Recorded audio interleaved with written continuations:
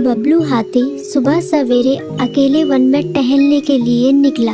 वह अपने ही धुन में चला जा रहा था। लगता था उसके दिमाग में कोई उलझन है जिसे वह सुलझाने की कोशिश कर रहा था। सड़क पर आगे बढ़ते ही उसके सामने चीकू खरगोश भागा। बबलू का पैर उसके ऊपर पड़ने ही वाला था कि चीकू जोर से चिल्लाया। उसकी आवाज सुनकर बबलू ने अपना पैर पीछे खींच लिया। कहाँ खोए हो बबलू भाई? कहीं नहीं, बस कुछ ऐसे ही सोच रहा था। किस बारे में? तुम जानकर क्या करोगे? शायद मैं तुम्हारी कुछ मदद कर सकूं। तुम तो जानते हो आजकल वन में कितनी चोरियां हो रही हैं, पर चोर का कोई अता पता ही नहीं है। इस बात को लेकर वन के सारे प्राणी चिंतित थे। वे वहाँ खुद को सुरक्षित महसूस नहीं कर रहे थे। अरे चीकू भाई, हम मजबूर हैं। हम चोर को पकड़ ही नहीं पा रहे हैं। वह बहुत चालाक है और अपने काम को बड़ी कुशलता से अंजाम दे रहा है। कहीं कोई सबूत ही नहीं छोड़ रहा। हमारे राजा इस बात को लेकर बहुत चिंतित हैं। यही कारण है कि हम सब इस बारे में सोच रहे हैं। अब तुम मेरी इसमें क्या मदद कर सकते हो?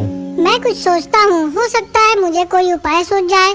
प्रयास करने में कोई हर्ज तो नहीं है। तुम ठीक कहते हो चीकू, लेकिन वन के गुप्तचर भी अभी तक इसका कोई हल नहीं निकाल सके। इतना कहकर वे चुप हो गए। बबलू की बातों ने चीकू को सोचने के लिए मजबूर कर दिया। चीकू को उदास देखकर बबलू बोला, तुम अपना मन छोटा मत करो। मुझे अच्छा लगा कि तुमने मेरी परेशानी को समझा। कभी मैं भी इस वन के लिए गुप्तचर का काम करता था। एक बार मेरी टांग टूट जाने से मेरे अंदर फुर्ती नहीं रही। तब से मैंने यह काम छोड़ दिया। चीकू, तुम चाहो तो यह काम दोबारा कर सकते हो। वन के प्राणी ज्यादातर दिन में भोजन की तलाश करते हैं, वे रात को आराम करते हैं। तुम दिन रात दोनों में ही भोजन की तलाश में निकल सकते हो सकता है रात को तुम्हें कुछ ऐसी बातों का पता चल जाए जो हमारे काम की हो। हाँ बबलू, तुम ठीक कहते हो। मैं आज रात को वन में घूमकर इस बात का पता करने की कोशिश करता हूँ। थोड़ी देर बातें करके चीकू अपने बिल की ओर बढ़ गया और बबलू अपने रास्ते चला गया। चीकू के दिमाग में अभी तक बबलू की कई बातें घूम रही थी। उसे समझ नहीं आ रहा था वह बबलू की मदद कैसे करे।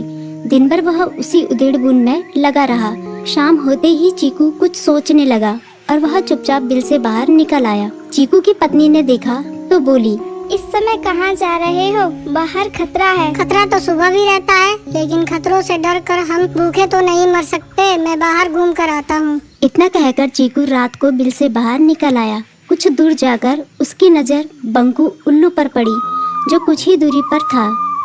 वह पेड़ की डाल पर बैठा अपनी गर्दन चारों तरफ घुमा रहा था। वह तेजी से पेड़ की एक डाल से दूसरी डाल पर उड़ रहा था। बंकू की नजर उस पर नहीं पड़ी थी। कुछ सोचकर चीकू पेड़ के पीछे से बाहर निकलकर थोड़ी खुली जगह पर आ गया और वहां से बंकू उल्लू को देखने लगा। बंकू ने चीकू को अंधेरे में भी देख लिया, पर उसने उसमें कोई उत्सुकता नहीं दिखाई और अपनी गर्दन चारों ओर घुमाता रहा। चीकू बड़ी देर तक बंकू की हरकतों पर नजर रखे रहा। वह थोड़ी देर तक खुले मैदान में खड़ा रहा, पर बंकू ने उसे देखकर भी अनदेखा कर दिया। उसने महसूस किया कि बंकू के आसपास चमकू चमगादड़ भी मंडरा रहा था। कुछ देर वन में घूमने के बाद चीकू अपने बिल में लौट आया और सुबह होने का इंतजार करने लगा। अगली सुबह बबलू उसी रास्ते में जा रहा था।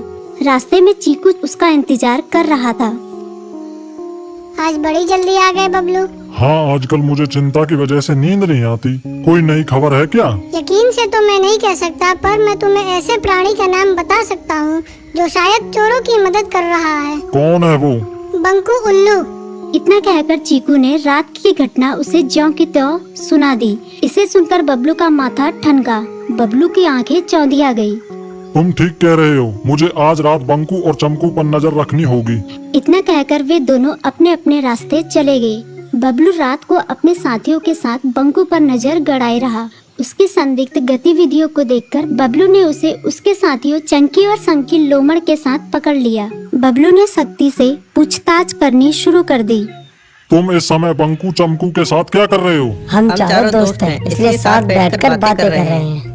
चमगादड़ और उल्लू की दोस्ती तो समझ में आती है, पर लोमड़ के साथ दोस्ती कैसे हो सकती है? सख्ती से पूछने पर दोनों ने अपना जुर्म कबूल कर लिया और सभी चोरियों के बारे में बताया जो उन्होंने कुछ दिन पहले वन में की थी। बबलू ने उनके चोरी का सारा सामान भी बरामद कर लिया। बंकू और चमकू को अभी तक समझ में नहीं आ रहा था कि वो इतनी आसानी से कैसे पकड़ में आ गए।